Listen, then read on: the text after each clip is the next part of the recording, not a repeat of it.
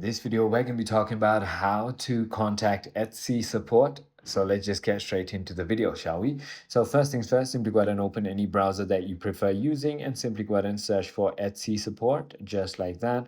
Once you've done that, click on the Submit a Request tab right over here.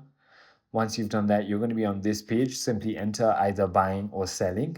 You can do anything you want right over here. It just doesn't really matter because at the end of the day, we're going to be heading straight into chat anyways. So simply go ahead and click on the email us tab right over here.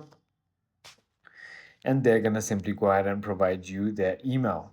As you can see, all you need to do is simply go ahead and enter your email address, type in your subject, your problem here. You can also attach files, click on send, and they'll get in contact with you within 24 hours.